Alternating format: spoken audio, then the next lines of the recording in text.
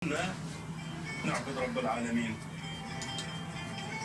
فاحنا من اكثر الايات بل تقرون المصحف الشريف القران الكريم استغفر رب العالمين في بعض الروايات 100 مره بعض روايه النبي عليه الصلاه والسلام. Öncelikle bugünün anısına, bugün 13 Şubat Dünya Radyolar Günü münasebetiyle meslektaşlarımın Dünya Radyolar Günü'nü tebrik ediyorum.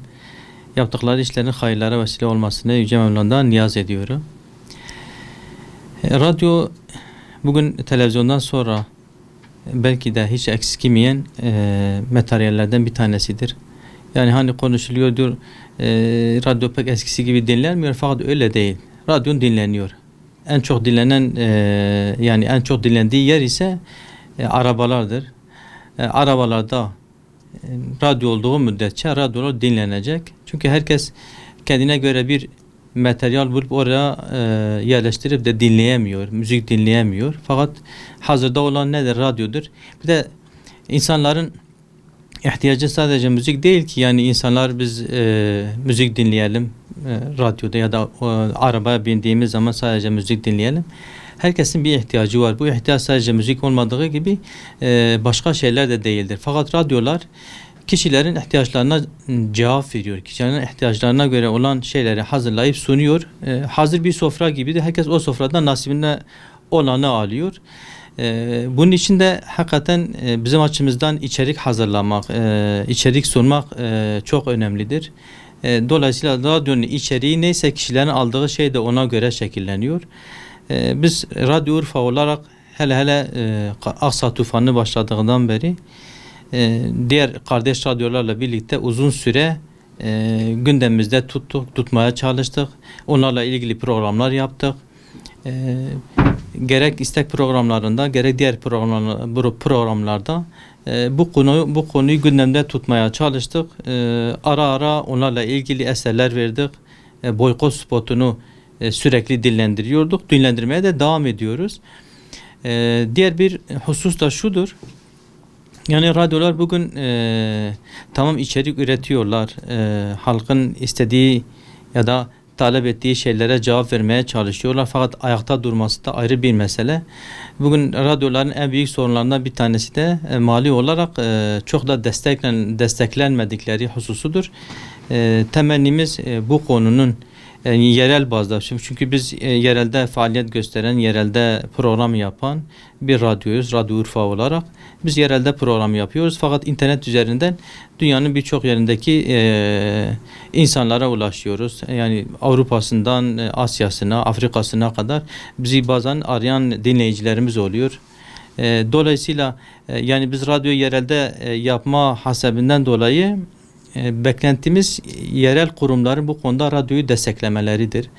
Bugün telif meselesi bizim önümüzde duran bir sıkıntıdır. Çünkü sürekli telif konularıyla, telif davalarıyla uğraşıyoruz. Bu da ayrı bir durum. Fakat biz şunu temenni ediyoruz ki bu mali açıdan olan sıkıntıların, var olan meselelerin bir şekilde yani artık yerel kurumlar diyelim, belediyeler diyelim, bu işle ilgilenen ya da bu işe önem veren radyoların ayakta durmasını temenni eden ya da bu konuda bu işin bir parçası olmak isteyen kurumlar bu konuda radyolara destek vermeleri gerekir. Yoksa bu radyolar kendi imkanlarıyla hakikaten ayakta durabilmeleri zordur. İnşallah bu konu bu şekilde dikkate de alınır. Tabii radyoyu dinleyen birisi olarak yani bunun mutfağı dediğimiz, yani işin hazırlanma şeyi gerçekten ayrı bir şeyi vardır, bir serüveni vardır. Yani biz sabahtan normalde bunun programını giriyoruz. Kayıtlı olan diyelim ki bir gününü şu şekilde ifade edeyim. Yani Kur'an'la giriyoruz. Namaz vakitlerini giriyoruz sürekli. Dualarımız var bunlarla ilgili, özellikle Cevşen'i giriyoruz. Yani düzenli olarak vermiş olduğumuz mukabelemiz var. Maal var. Bununla birlikte Cevşen var. Günün içerisinde dinleyicilerimiz de çok dikkat ettikleri, çok da bizden dönüş aldıkları güzel dualarımız var. Ayrıca sabah, öğle ve akşam olmak üzere üç kuşakta verdiğimiz sohbetler var. Sohbetlerimiz genelde halkımızın bilinçlenmesi, halkımızın İslami hassasiyetlerinin artması ve dinlerini yaşayabilecekleri konulardır. Peygamber Efendimiz'in hayatıdır, peygamberlerin hayatıdır, hadistir, tefsirdir.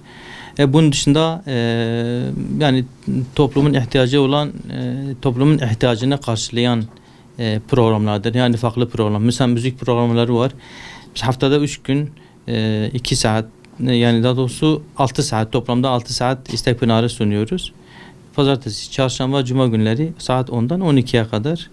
Dönüş de alıyoruz elhamdülillah. Biz Radyo Urfa olarak, yani bulunduğumuz şehir itibariyle, bulunduğumuz bölge itibariyle farklı dillerde yayın yapıyoruz. Başta Türkçe olmak üzere Kürtçenin iki şivesi, yani iki ağzı diyelim. Daha doğrusu iki şivesi diyelim. Zaza ve Kurmancı lehçesinde sohbetlerimiz var. Bunun yanında Arapça sohbetlerimiz de var. Yani halkımızın ihtiyaç duyduğu kendi dilinden, kendi örfünden, kendi kültüründen ne varsa onu vermeye çalışıyoruz. Bu da ayrı bir zenginliktir. Biz bu zenginliği radyoya da yansıtmaya çalışıyoruz. Elhamdülillah daha da bunu zenginleştirerek devam etmeye niyetindeyiz. Bu vesileyle tekrardan hem dinleyicilerimizin hem de meslektaşlarımın Radyolar Günü'nü tebrik ediyorum. Yaptıkları çalışmaların, yaptıkları faaliyetlerin milletimize, halkımıza ve tüm İslam alemine hayırlara vesile olmasını Yüce Allah'tan niyaz ediyorum.